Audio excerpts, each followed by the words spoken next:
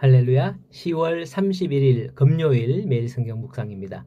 오늘 말씀은 역대하 36장 1절에서 23절의 말씀입니다. 오늘날 세상은 민주진영의 미국과 공산진영의 중국이 크게 대립하는 것을 볼 수 있습니다. 우리나라는 이 둘 사이에 끼어서 이 정권이 집권하면 이쪽으로, 저 정권이 집권하면 저쪽으로 조금씩 이렇게 치우치는 것을 볼 수 있죠. 오늘 말씀에 그러한 상황들이 나옵니다. 애굽과 바벨론 사이에서 위험한 줄타기를 하는 유다 나라입니다. 요시야 왕 이후 남유다는 요아스, 요야김, 요야긴, 시드기야 이렇게 막을 내립니다. 요아스는 바벨론의 편에 섬으로 인해서 3개월 만에 애굽 왕 바로누가 쳐들어와서 잡아가고 요야김을 왕으로 세워놓습니다. 이렇게 요야김은 11년간 왕이 되지만은 이 또한 바벨론 왕 느부갓네살이 와서 치고 잡아감으로 요야김이 왕이 됩니다. 또한 애굽 편에 섰다가 그도 3개월 만에 바벨론으로 잡혀가고 시드기야가 왕이 되죠. 시드기야도 결국 또 애굽 편에 서려 하다가 결국에는 바벨론에 의해서 남유다의 마지막 왕이 되어버리고 맙니다. 남유다는 이렇게 멸망을 하게 되죠. 이러한 일들은 오늘날과 같지는 않습니다만 오늘날 한 나라의 왕을 폐하고 아니면 대통령을 폐하고 가서 강제적으로 다른 사람을 세우고 이런 일은 없습니다만 어쨌든 이 두 세력 사이에서 줄다리기를 하다가 결국 위태롭게 되는 그런 나라들이 종종 있습니다.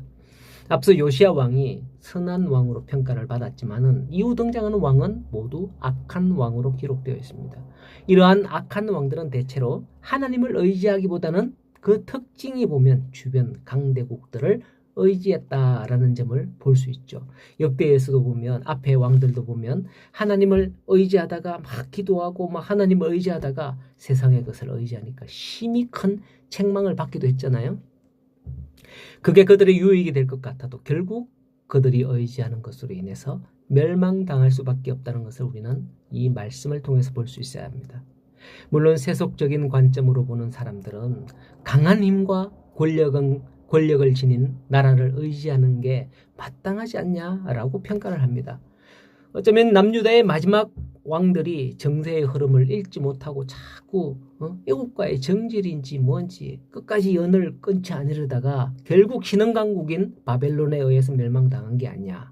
정세의 흐름을 잘 판단하면 옳지 않았겠냐라고 하죠. 지금도 대한민국은 이 흐름을 읽고 이쪽 저쪽을 가늠하고 있는지는 모르겠어요. 오늘날의 강대국은 비록 무력 침공은 하지 않는다 하더라도 다양한 방법으로 약소국을 지배하고 그렇게 아래에 두고자 합니다. 트럼프는 경제 패권을 쥐고서 각 나라들의 관세를 부여함으로써 모든 나라가 미국의 경제적으로 예속되기를 원하고 있는 현실입니다. 이러한 가운데 우리나라는 이게 유익일까 저게 유익일까 계산기를 지금 두드리고 있는 거 아닙니까? 그런데 여러분 이러한 힘의 논리는 비단 세상 나라에만 적용되는 게 아닙니다. 영적인 세계에서도 그대로 적용돼요. 마태복음 12장에 예수님과 바리새인들 간의 바알세불 논쟁이 나옵니다. 예수님께서 귀신을 쫓아내고 병자들을 고치고 기적을 행하자 그들이 뭐라고 했느냐면 저가 바알세불을 힘입어 그런 권능을 행한다라고 했죠. 그 말은 뭐냐? 이 말은 예수가 더 강한 귀신, 귀신의 왕을 힘입어서 귀신을 쫓아내는 것이다. 왕이니까 쫄개 귀신들을 쫓아내는 거 아니냐? 그렇게 하는 거죠.